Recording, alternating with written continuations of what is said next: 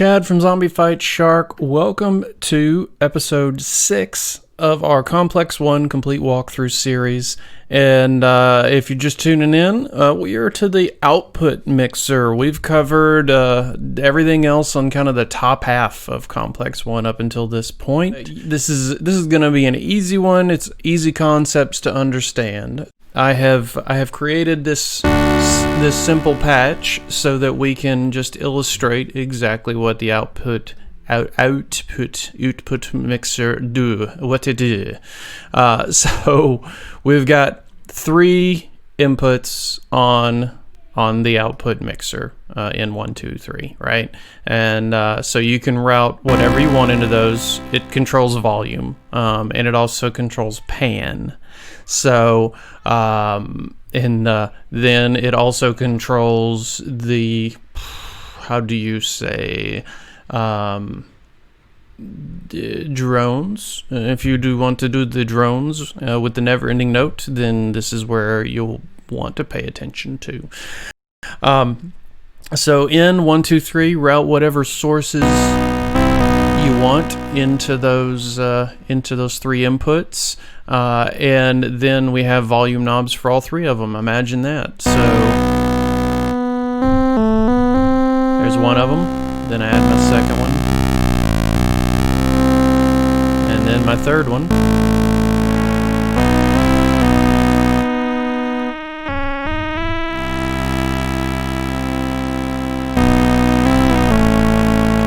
And now this part is a little confusing. We sort of covered this back in episode 0. You see this volume, these volume inputs here, and that's very important for traditional. I'm going to play the keyboard, and I want the Complex-1 to respond in the same way a regular synthesizer would.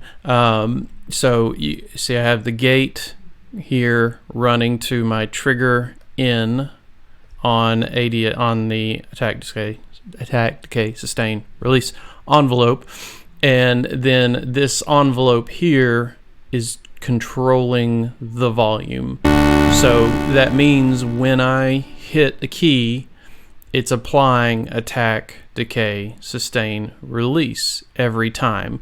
The gate, when I hit the key, that's opening the gate or triggering, and which is then triggering the Adsr, which is then controlling the volume of these 3 channels.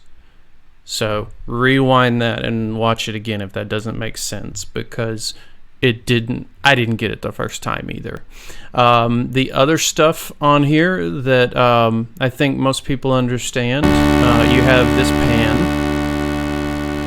So you have 3 pans for 3 channels, so you can get a nice wide stereo signal for your patch.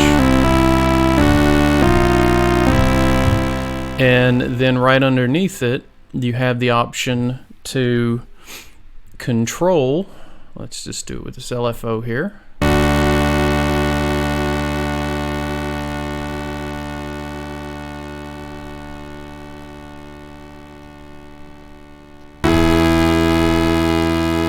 So, sweeping hard from left to right.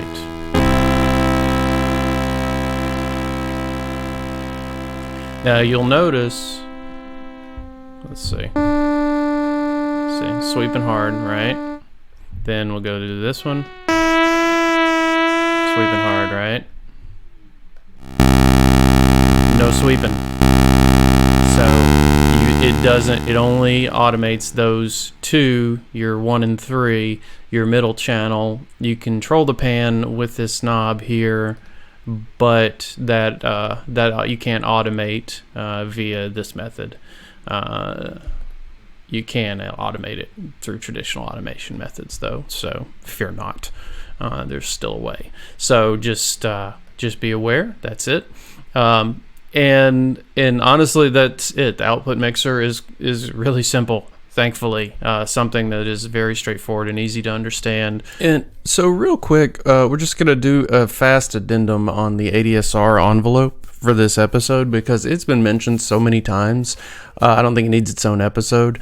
So I know I said at the top this was going to be about just the mixer, but it's the mixer and the ADSR. So if you're looking at it here, and I think we've made it pretty clear, as far as the routing goes, we've talked about it a whole bunch already, and there's a ways to go.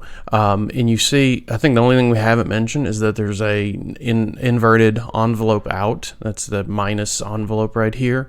And just as a quick example so that it's clear what that does, I have routed what you see here, this ADSR, attack, decay, sustain, release, into my filter frequency for this particular sound.